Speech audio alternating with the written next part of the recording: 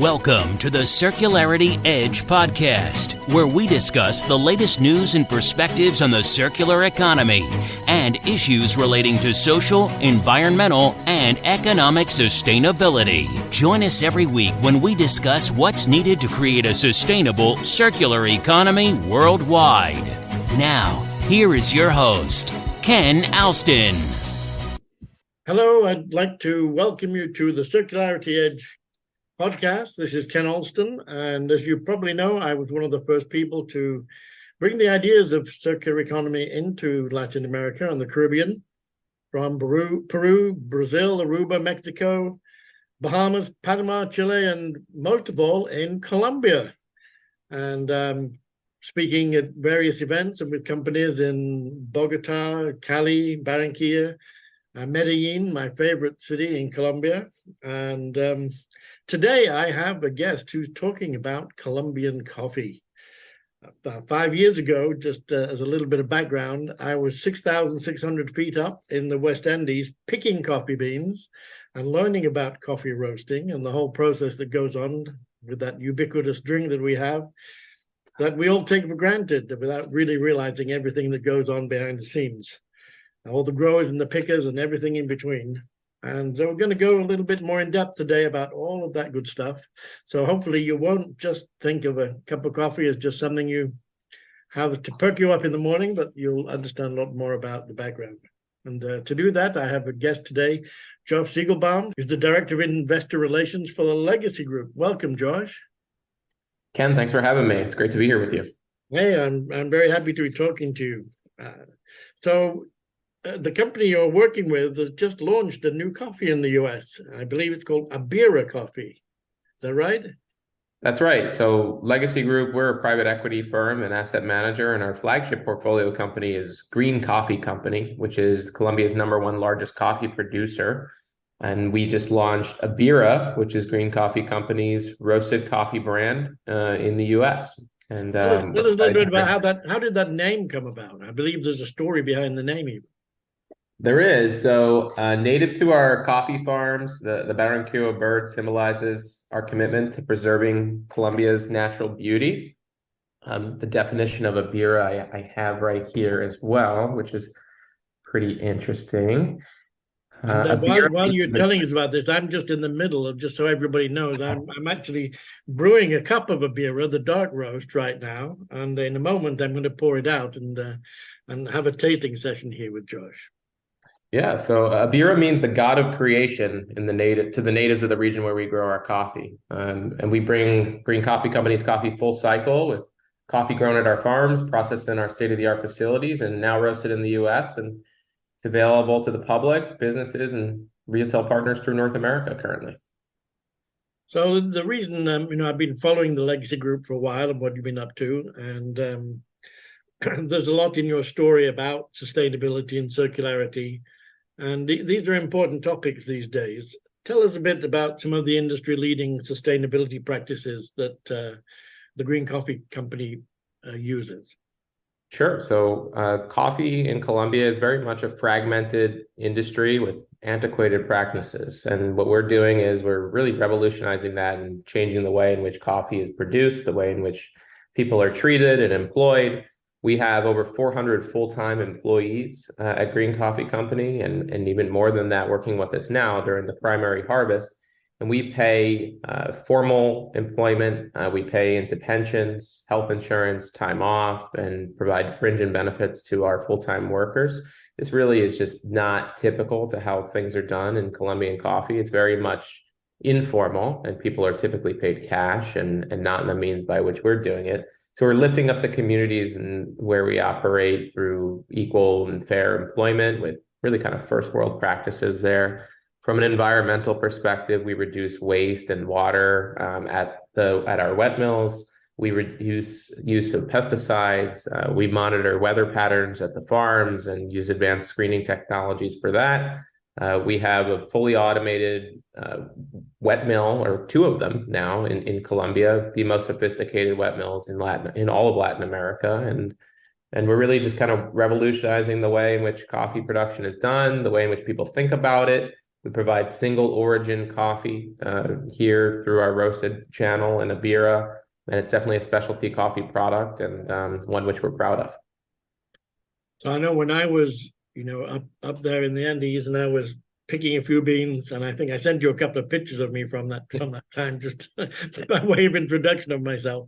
It was quite an amazing journey that I took to get up there and to see the pickers there. They were obviously they were coming down the mountains with their sacks of freshly picked cherries, and presumably they were, at that time, they were being weighed and they were paid so much per kilo. But as you said, you're advancing from that to a much more fair wage type situation. And I think you've got now an increasing number of farms, right, under your care.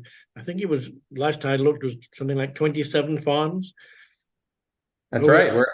We're up to 26 farms, 6,600 acres and counting. We have 7.7 million coffee trees planted. As of the time of this recording, we're going to be announcing another announcement to our investors in the coming days here, further solidifying our position as Colombia's #1 largest coffee producer. And I think at the moment you've got around 300 investors, right, who have joined you in this venture. That's right. We are right at just under 370 investors who have committed capital north of $46 million into Green Coffee Company.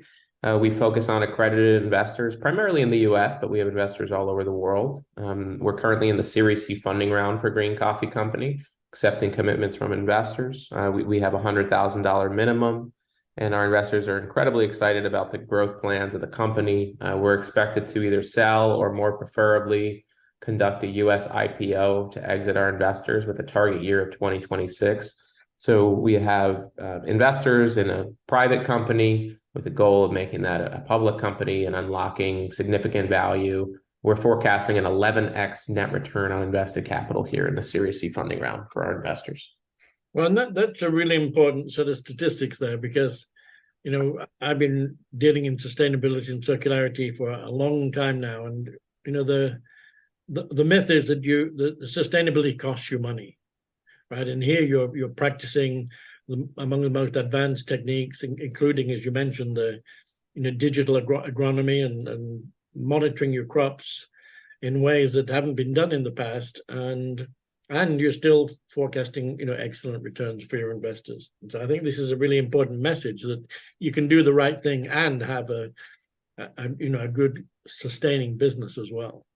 Absolutely. At Legacy Group, we believe that we can create investors meaningful financial returns while also producing a positive social and environmental impact.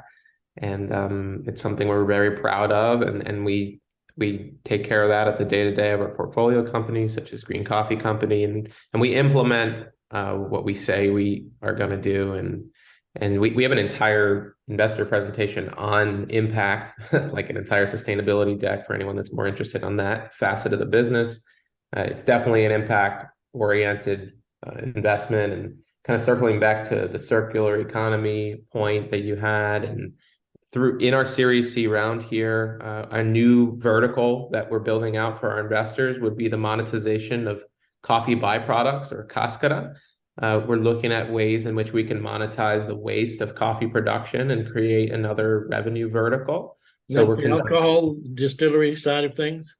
That's right. Yeah. So with the waste from coffee production, 80% of the coffee cherry, 75 to 80, is trash. It's wasted through cascara, and only 80% is the coffee bean that we know and drink that you're having right now this morning.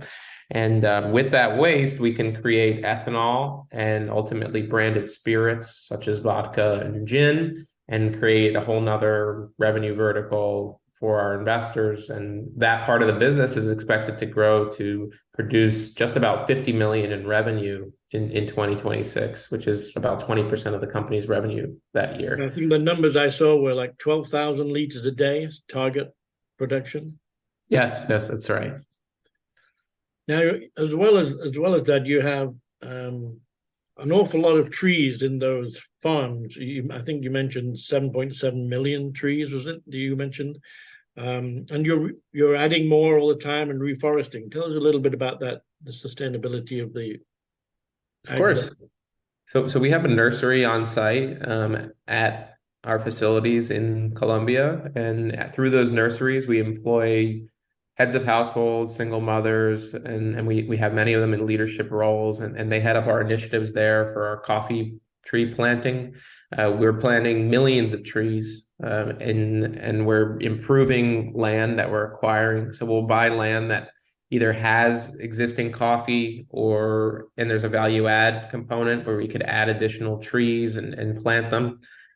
Or there is land that's purchased that has no coffee that needs to be fully built out. We really like to focus on land that has coffee that has value add. That seems to be key for us because we could pick up production in the coming years and don't have to wait the entire cycle. But we do always plant. Coffee is cyclical, so we have to replant trees on our existing farms and build out new ones. So we do this in our nurseries. We use state-of-the-art planting mechanisms. We use Elipot technology that is a biodegradable pod for our Right, so you're not using plastic pots to grow on the seedlings. We're not. We use biodegradable pods that reduce tons and tons of plastic and waste from the environment, and we do it right at our nurseries. And we're doing and cost saving too, which is how you begin to make that sustainability work economically as well. That's right. And we really do everything from the seed that germinates into the seedling to the planting to watching over the plants, making sure they mature. We have leading agronomists on site. And then once picked, we're in the harvest right now, the primary harvest in Salgar, where we operate. We process the coffee in our own state-of-the-art facilities, and then we sell farm direct green coffee to our national and international clients. And we're getting into roasted and byproducts. It's a really exciting time to be an investor and to be following the company.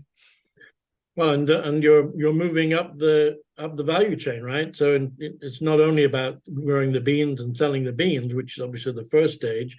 But now in going into the roastery side, you're going the value chain, which is obviously also helpful for the return on investment.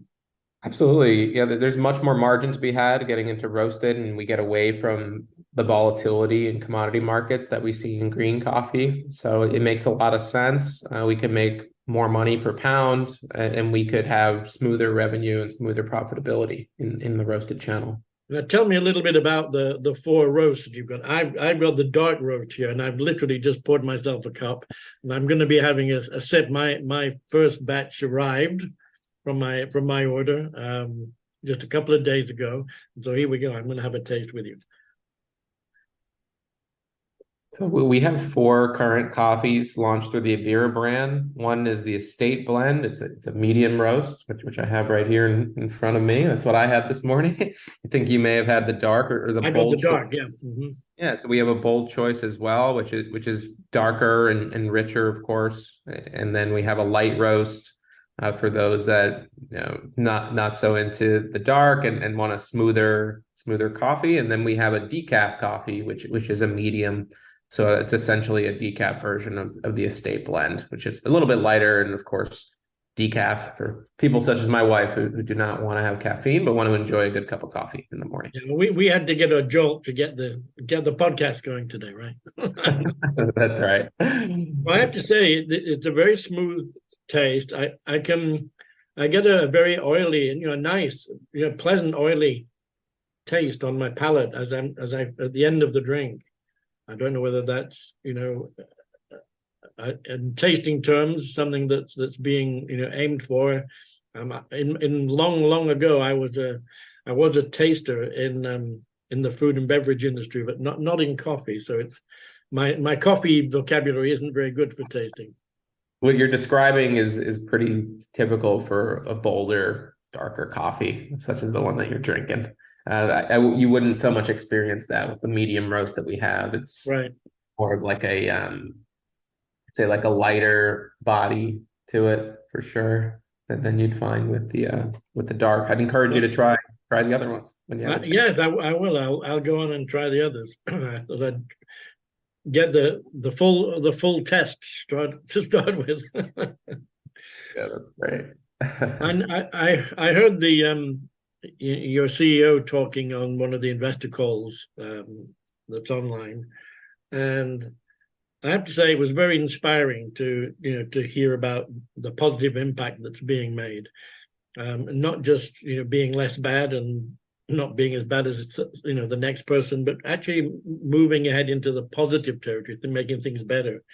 And I think on your website you talk about impacting six different sustainable development goals from the UN, and that sense of belief and transformation, socially, professionally for your staff, really comes through strongly from the top. Yeah, it does, most certainly. So, I mean, in our investor presentation, we lay out the sustainable development goals that we focus on: gender equality, clean water and sanitation, decent work, responsible consumption. This is really the core of the business. So everything we do under an impact lens, and we want to make sure that we're making an impact in one of these categories. And like I said, we believe that we're impact driven, however, financially focused. So every decision we make, we want to make sure that it's financially feasible and also fits into these impact goals set forth by the UN that we focus on. And part of that is bringing people from the informal into the formal economy, right? So you've got practices where you are teaching people banking, and where you're actually credentializing people so that they understand the ways of the of the formal economy, and helping them to come fully out into the productive formal economy, which people in the developed West take for granted. Yes, they do. And some interesting stats for you on formal employment in Colombia in the industry that we're in. So we provide pensions to 75% of our employees. The sector average, 1%, which is pretty astounding. And then healthcare coverage, we provide for 100% of our employees. The sector average is only 3%. Pretty astonishing differential there. And then for formal banking, we do 95% of our employees bank formally. Sector average is only 41%. So we're double that. So we're really leading the competition, I'd say, or leading the industry in formal employment and what we do at the company for our employees. Now, you mentioned that the roastery is a US operation right now. I think, am I right in thinking that today it's contracted, but you're working on your own facility?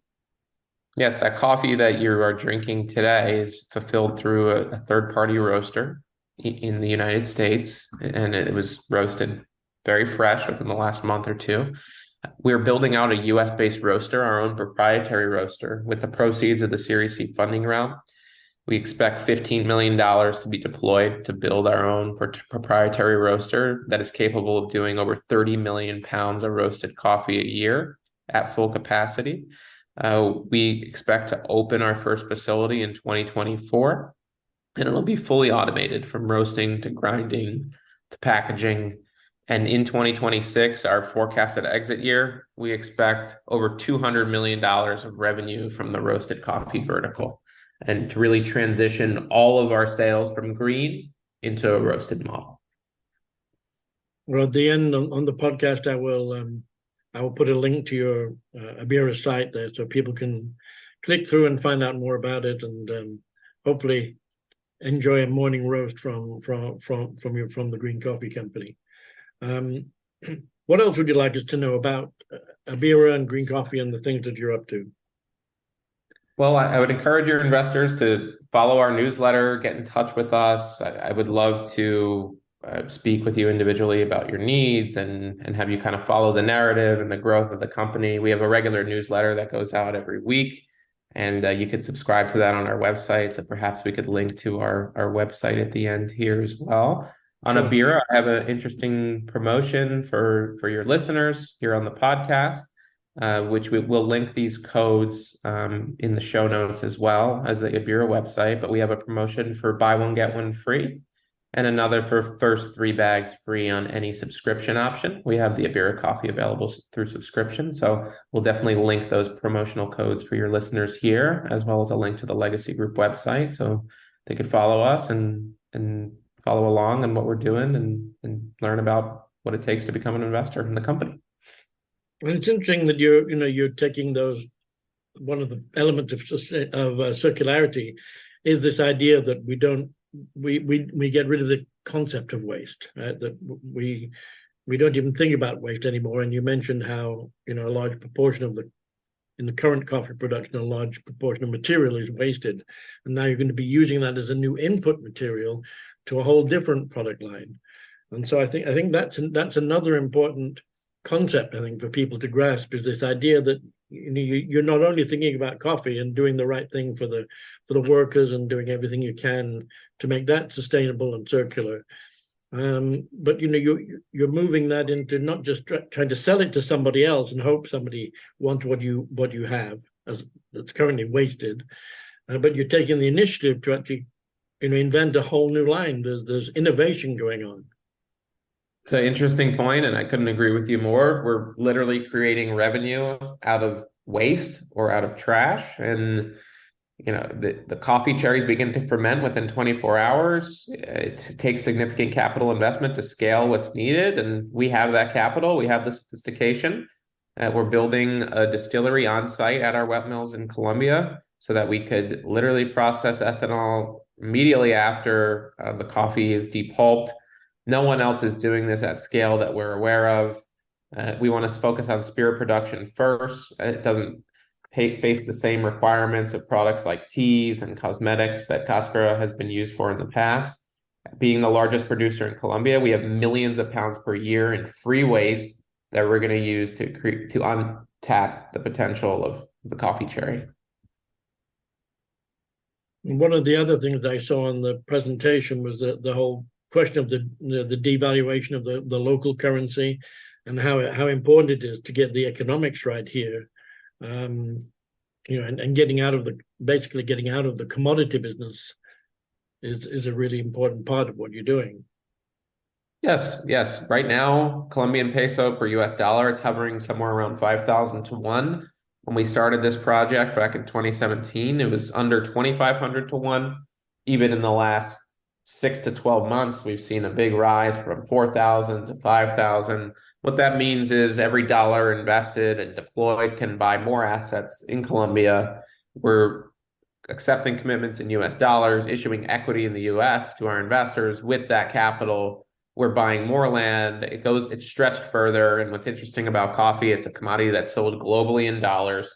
So it's a really interesting hedge and an arbitrage opportunity.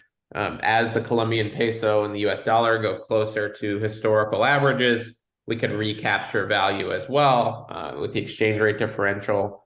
And we see tremendous value in deploying investment dollars from USD to Colombian pesos right now. It's really a wonderful market for investment, one which we see growing at a fast rate relative to its peers in Latin America, very much capitalistic and open for business. And we think it's the place to be in the region, in the emerging market space. Very good. Well, I'm very excited to see the progress. I'll continue to get my newsletters, and when I get the code from you there to put in the podcast here, the folks on the other side can look forward to another order from me, because I'm enjoying my roast while I've been listening to you talking today.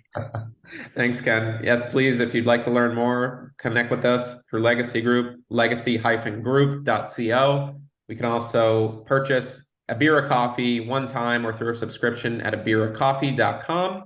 And we have 2 promotional codes: Abira, buy one, get one, and first 3 free. We're going to link both of those for you guys here, and look forward to hopefully welcoming you as customers of Abira and as investors in Green Coffee Company. And thanks so much, Ken.